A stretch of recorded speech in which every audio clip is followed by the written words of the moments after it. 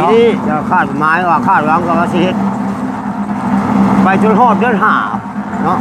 พอพิษฮอดสงพิษของการบุญใหญ่แล้วก็จังชีวิตเรื่องนี้เลิกไปเอานะครับ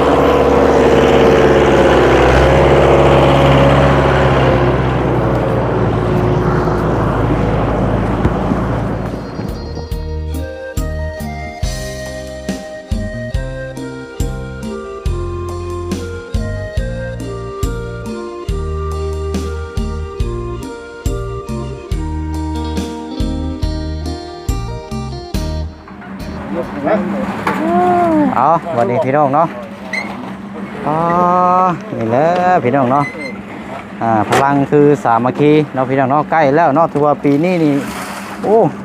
ได้ลายปีนี้พี่น้องเนาะยังบ่ทันได้ฮอดลงให้ลงนาครับถือว่าจวดปีนี้พี่น้องเนาะเอาเนาะมื้อนี้ก็ตัดภาพเปิดกล้องมาเด้อเนาะสำหรับทางพ่อน้องเปียวก็ในนามลูกบ้านอีกคนนึงในครอบครัวเนาะพี่น้องเนาะจะมีต้นห่วงเนาะในครอบครัวเงินในครอบครัวที่เขาหาได้นี่แหละเราจะสมทบสร้างพื้นต้นกิ่งบ้านเขานี่แหละพี่น้องเนาะจะมีเฮกับทรายย่างละรถเนาะนี่ก็กำลังมาพี่น้องเนาะ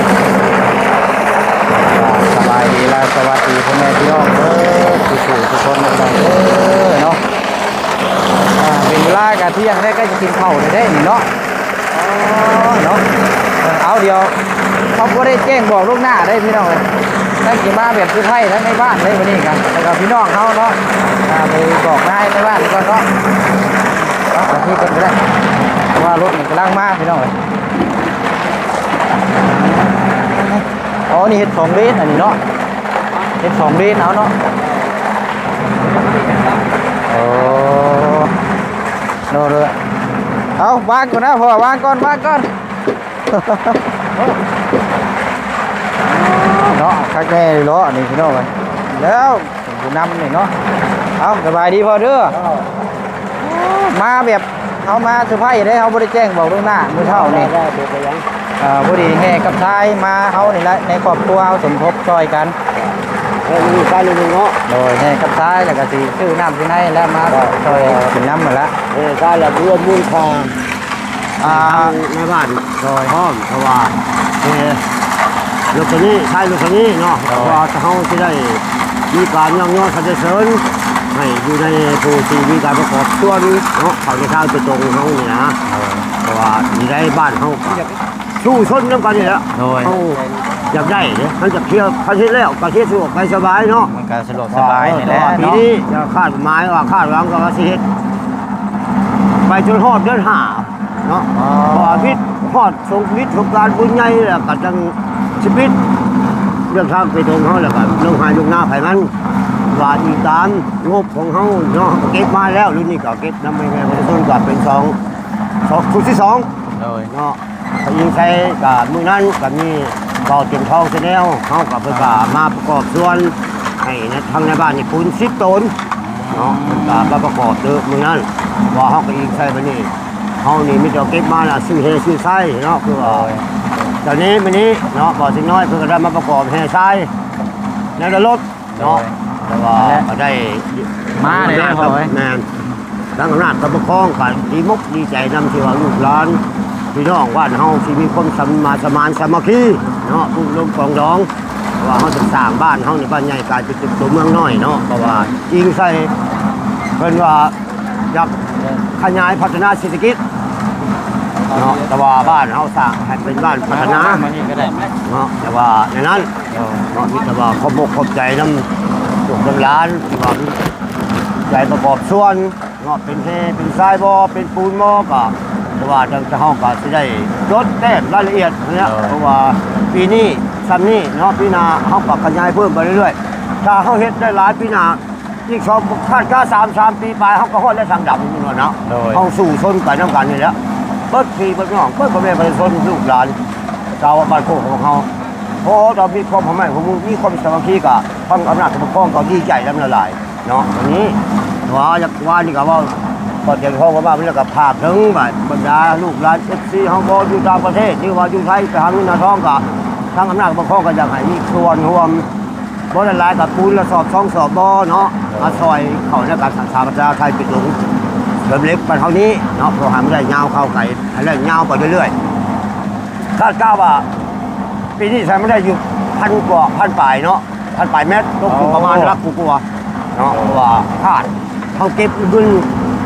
รุ่น2นี่เขาหาก็เลิกเก็บเขาหาก็ซื้อแห่ซื้อไส้ไปก็พากันบุง7-8 รถเนาะก็ถือว่ายังหลายงบเขายังหลายอยู่ว่าเฮ้ยละ300,000นี่มันก็ตกอยู่190 ปลายล้านราคาละ300,000บัดนี้เฮือนผมมีรถ500,000มันก็บวกเข้าไปตกอยู่ประมาณ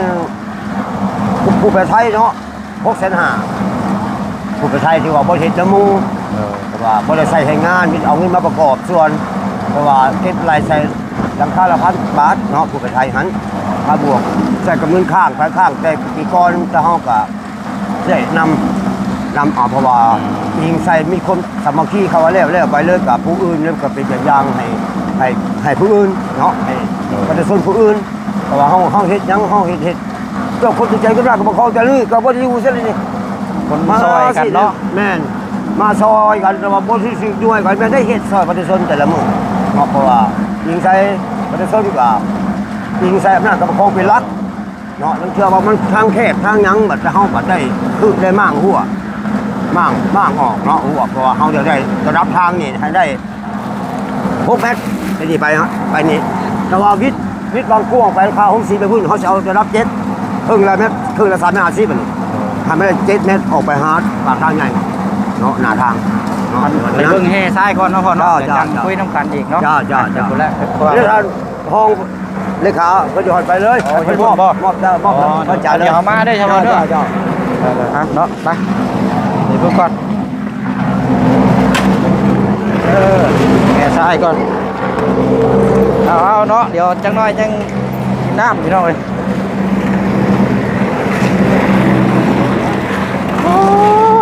ฮ้อน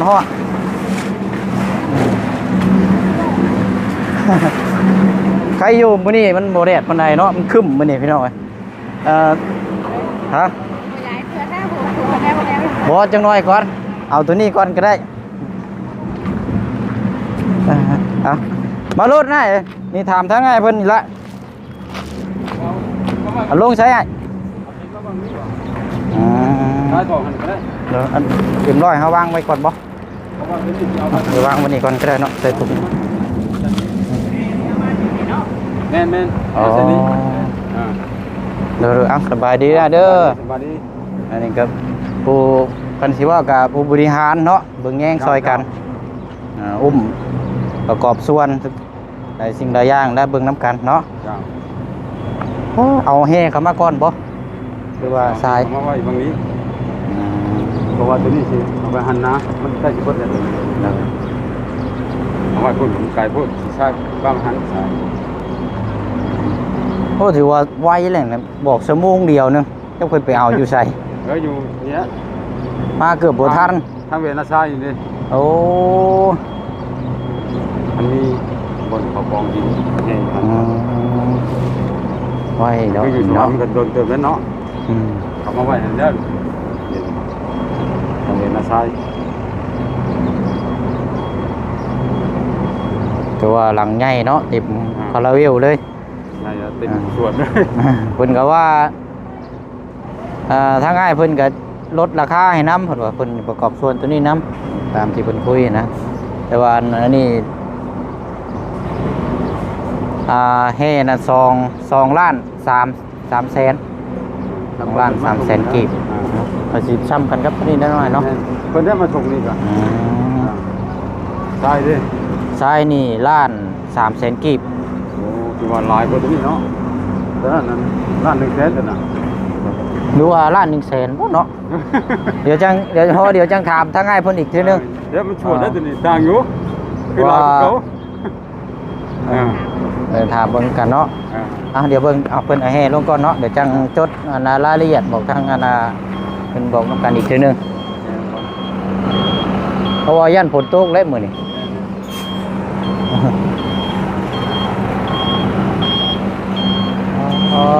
เนาะ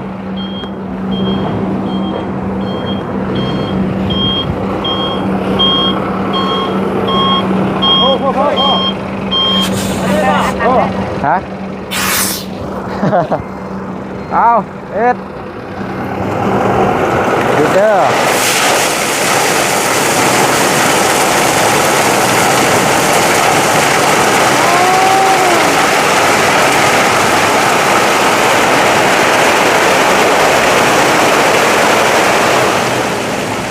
แต่ว่าก้อนใหญ่เนาะ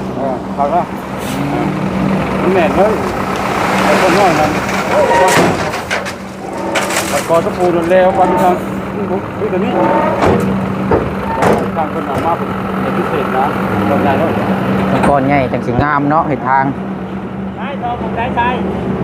วังเจ้าหันแล้ว ผมไหนเลยเนาะ เรามาเบิ่งซ้ายอีกก่อนสิโอ้เนาะแห่งามงามแห่นี่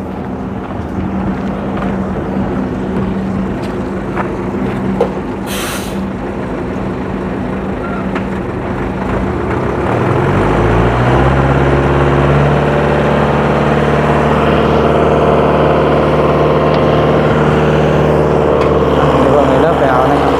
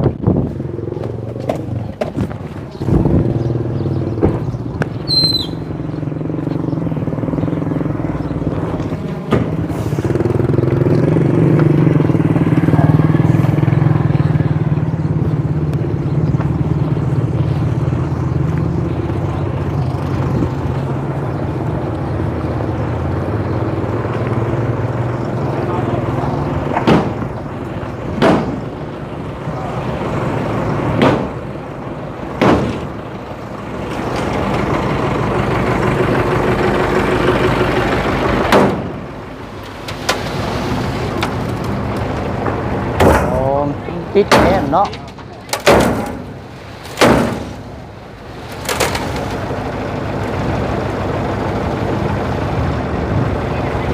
ไม่เคลียร์ป่ะเดี๋ยวก็ลงมาเลยไล่ละเด้แล้วหันกันเนาะเอามาพี่ก่อนก็ได้ไอ้เด้อเอาเจ้าชายช่วยกตัวนั้นหม้อนี่ไหนนี่ ได้ก็ ใช่ทำกันหม้อกับตัวนั้น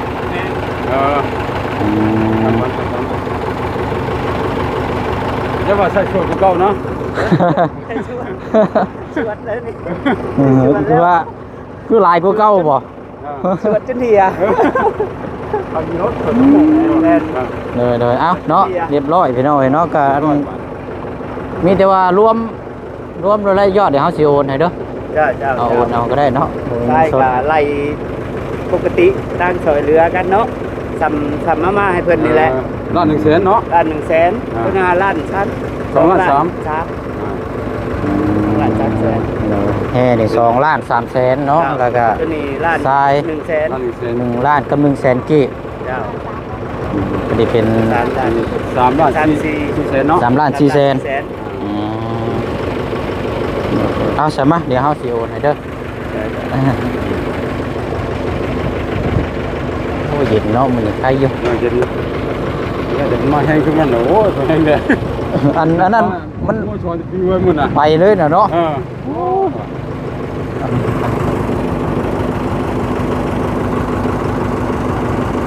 เดือนก็บ่เห็นเนาะ3ล้าน400,000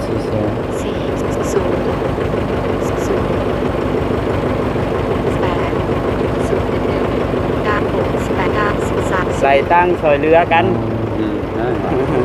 เชื่อใช่ก็เชื่อ โดย บ่เรือลาย เอาโอดไปเด้อ จ้าขอบใจ โอ้ยเอาแหละเนาะขอบใจหลายๆเด้อ จ้าขอบใจเด้อ โดยอันนี้เพิ่นก็ลดให้เลยพี่น้องเนาะ ใส่บริการใหม่ เนาะเบิ่งน้ำกันนั่นละ จ้า ไปฉันเนาะขอบใจหลายๆเดี๋ยวไปมอบน้ำให้ทั้งกันให้เพิ่นแล้วก็แจกทั้งพี่น้องเพิ่นมาเฮ็ดซอยเวียกซอยงานนี่แหละเนาะ น้ำครับ เลย ให้ผู้เฮ็ดเวียกโลดกิน ไปผู้แรกไปเตียงห่มก่อนพุ่นแหละเนาะ เอาแล้วแหละ เด้อกับใจอ่ะเด้อเด้อ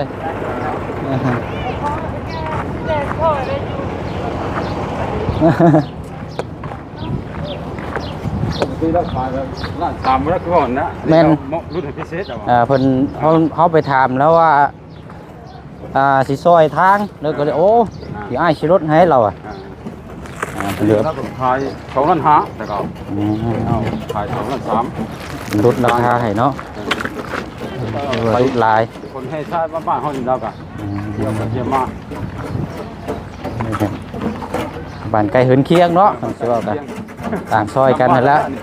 เพราะว่าเฮากับบ้านเฮานี่ซ้ำลูกค้าเรานี่หลายเด้เนาะ แม่ ก็ใช้บริการเรานี่ เรียนมือบนงาน เนาะเอา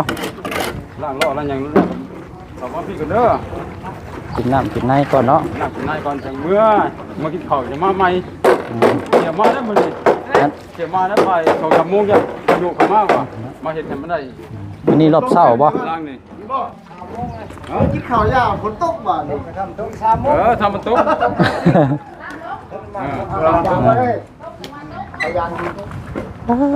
เนาะ ตั้งมาดีบ่ เอาแล้วเขาสิมอบให้เจ้าแล้วเป็นตัวแทนนะมอบให้เจ้าแล้วก็ได้แต่เจ้าสิอันนั้นละอันทางผู้หญิงก็เนาะเพิ่นบ่กินซ้ำบ่จักเลย ยายเรียกมันจะยายร้อยกว่านี่ เลย เอาถ่ายรูปแม่ผม ถ่ายรูป ถ่ายรูปนะดีครับเป็นเน่ามันนะ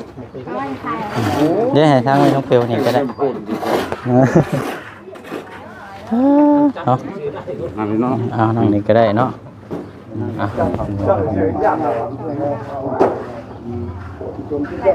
โอเคได้แล้วกันจ้ะ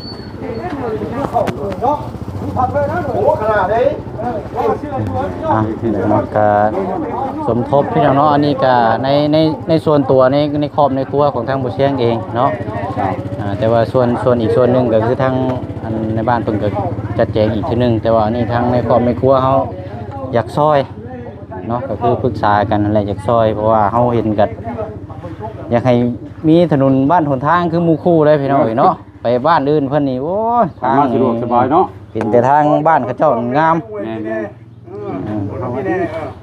ก็เลยคืออยากให้มันเป็นแบบที่เฮาอยากเห็นพี่น้อยเนาะถึงจะบ่หลายแต่ว่าเฮาซอยกันคนละเล็กคนละน้อยถือว่าเดี๋ยวก็สำเร็จเนาะแต่ว่าบ่ปะบ่ทิ่มกันเอาได้ ท่าน เนาะ เนาะท่านทางห้องในบ้านนี้ขอมุกขอบใจทั้งครอบครัวบ่าวเชียงน้อยเนาะ โดย ที่มาประกอบส่วนมีชา1 รถแล้วก็แห้ง1 รถเนาะ โดย มูลค่าอยู่3,400,000เนาะกับเอ็มร้อย3 แพ็คเนาะ 3 แพ็คเนาะ ขอมุกขอบใจขอให้บ่าวเชียงน้อยนี่มีสุขภาพแข็งแรงเด้อเนาะปรารถนาสิ่งใดขอให้ได้สิ่งนั้นเนาะเอาร่ำรวยต่อไป ถูกเนาะเอานั่นแหละพี่น้อยเบิ่งแยงน้ำกันเนาะลูกบ้านก็ต้องเข้าใจในบ้านเด้เนาะแล้วก็ในบ้านต้องเข้าใจลูกบ้านนำอีกจังสิอยู่นำกันได้เพราะฉะนั้นมันจึงสำเร็จพี่น้อยเนาะอันนี้ก็คือนี่ทางในบ้านเพิ่นพานำแหละนำในทางที่ถูกเฮ็ดโลดพี่น้อย แม่น เฮ็ดเต็มที่โลดนี่สำเร็จเห็นบ่นี่บ่ทันได้พอนี่ซ้ำเนาะขึ้นมาฮอดพี่เลยเนาะ ท่านหลวงก้อนเขาเที่ยวไปเป็น มันก็สะดวกสบายบัดนี้เนาะ สบายยามฝนตกพาลงกับไปสบายมันมึงขี่ตกมีพุ่ง แม่น บ่ค่อยกินนิดนึงนะ สบายเนาะบ่คือเก่าบัดนี้พี่น้องเอ้ยอันนี้ก็เฮาก็ภูมิใจแล้วพี่น้องเห็นเนาะไปนั่งอยู่ห้านค้าห้านขายก็พี่น้องอยู่ในบ้านนี่เพิ่นก็ถือว่าภูมิใจได้เพิ่นยิ้มเพิ่นเว้าแต่ละคนนี่เพิ่นว่าเฮาเฮ็ดแล้วเพิ่นเห็นจังซี่นะเพิ่นก็ดีใจนํเนาะอันก็นี่แหละพี่น้องเอ้ยเนาะทางผู้เสียงก็แนะนำลูกบ้านเนาะคันสิเว้าก็ลูกบ้านก็มีแต่นี่แหละพี่น้องเอ้ยขอบมุกขอบใจขอบบุญขอบคุณหลายๆเนาะทั้งในบ้านแล้วก็ทั้งพี่น้องที่เบิ่งแยงนํกันเนาะไปแหละพี่น้องเอ้ยมีแต่ว่านี่ก็ให้เพิ่นไปแจกจ่ายเนาะ นั่นก็เพิ่นสิพักเบรกพากันไปกินข้าวแล้วก็ช่วงบ่าย2บ่าย3จังมาต่อกันอีกเนาะ แม่นๆหมอคุณเนาะบ่ายจักโมงแล้วนี่ บ่ายโมงเนาะ บ่ายโมงกับบ่าย2โมงก็มาแล้ว แม่นั่นแหละซะเนาะ เพราะว่าผู้นี้อยากเลิกช่วยนะเพิ่นมาช่วยของมื้อนี้ ย่างไปกลับมา น่ะ เอาไป เนาะเอาอะไรเนาะเดี๋ยวนั้นนี่การให้ทางรองเนาะ ลงในบ้าน รองในบ้านให้เพิ่นเก็บกำรายละเอียดให้เพิ่นจุดชี้แจงอีกนำกันอีกเทื่อนึงเนาะ จ้า ป้าจะเด้อเฮากลับก่อนบัดนี้เด้อ ขอบใจครับ โดยเอาสบายดีเด้อโอ้ยโดยเด้อพอเด้อทางในบ้านเฮาเนาะมาบ่ได้แจ้งบอกเรามาเซอร์ไพรส์เราเลยได้มื้อนี้ มาชนเลยว่าบ่ได้คิดว่าสิไว้ปานนี้ได้ยังไม่ได้ทันได้แต่งตัวยังเลยว่านะ